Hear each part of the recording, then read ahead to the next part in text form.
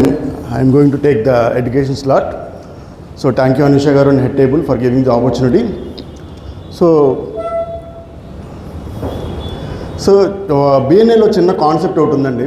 ఏంటంటే VCP analysis అంటే visibility, credibility, profitability. So ఈ వర్డ్స్ అని ఆల్రెడీ విని ఉంటారు కదా మీరు అందరూ. Visibility, credibility, profitability. So visibility అంటే ఏంటంటే, సో మనం బిఎన్ఏ భాషలో చెప్పుకుంటే మనం ఎవ్రీ మీటింగ్కి వస్తుంటాం, మనం ఉన్న యాక్టివిటీస్లో పార్టిసిపేట్ చేస్తుంటాం by taking a role or by attending the meeting, by attending the trainings. ఇవన్నీ అటెండ్ అవుతుంటే మనకి విజిబిలిటీ అనేది క్రియేట్ అవుతుంది. ఓకేనా? సో విజిబిలిటీ వచ్చేస్తుందా మనకి, మనం వచ్చిన బిఎన్ఐకి బిజినెస్ ఇవ్వడానికి, తీసుకోవడానికి. అవునా? సో విజిబిలిటీ వచ్చింది కదా అని చెప్పి మనకి బిజినెస్ అయితే రాదు. సో దానికి సంబంధించి మనం ఏం చేయాలి?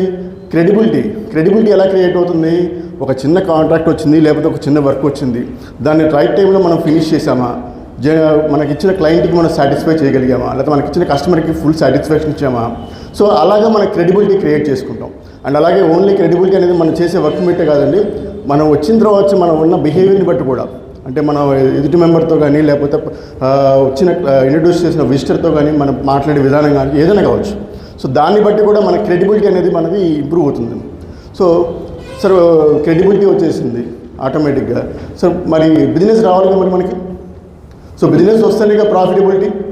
సో విజిబిలిటీ రావాలి. విజిబిలిటీ వచ్చినంత మాత్రాన్ని ఇప్పుడు ఎగ్జాంపుల్గా ఒక మూవీకి వెళ్ళాం, ఆ మూవీలో హీరో ఉంటాడు, విలను ఉంటాడు.